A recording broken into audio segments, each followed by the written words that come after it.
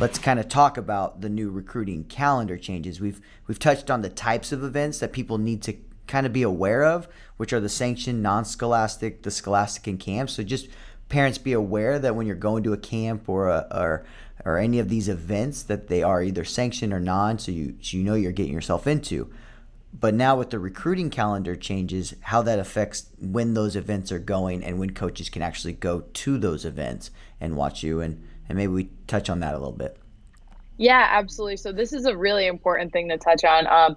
The first one, which to me I think makes the most sense, is student athletes now get a chance to go on 15 recruiting visits, which is, staggering. I think it's great. You get to see more schools and everything else. Before, it was only 5.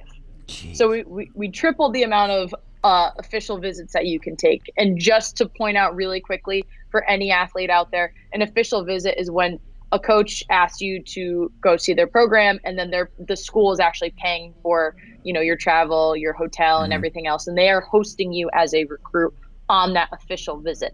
An unofficial visit is just when you're paying for the visit in general. So you could still get asked to see the school, but it depends on whose dime it is that makes it Yeah. unofficial versus not. So that's So just something really. 5 to 15 though, and it five starts to 15. August your junior year. Yes. So August 1st of like when your junior year is over, then it starts August Okay. 1st. So basically Okay. you're done with your junior year. So you're technically at Gonna that be a point where you're senior. now a senior. Correct. Yeah. Correct. So you just want to make sure that that's out of the way. I think they're trying to push back recruiting, which I don't think is a bad thing either. They want to make it a later process. Previously, you would have heard of, student athletes potentially getting offers or recruited when they're, sixth, seventh, and eighth grade. They're trying to stop that, and they're trying to push it back and kind of make it all on the same page. So that's why you're seeing these implemented. I think it's great personally for the 15 schools, because how do you go on 5 school visits and really know where you want to go? I think it gives kids more option and more time to plan out the schools that they might want to attend. We talked about Mm-hmm. this last time, but when you're signing your NLI and you're really committing to a school, you need to make sure that that's the school where you want to go. So Right. that's one Right. of the biggest things implemented.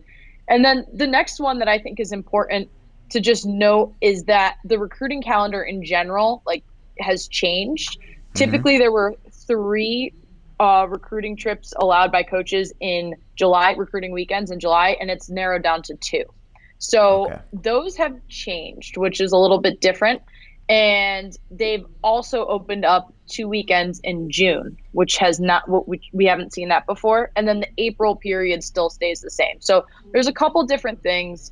And I think one of the important things to note is, for now, April is the same, but they're talking about potentially changing that after this year. So keep an eye out over the next year, basically, to see, especially over the summer, because that's when they add a lot of rules in, if that's going to change for next year.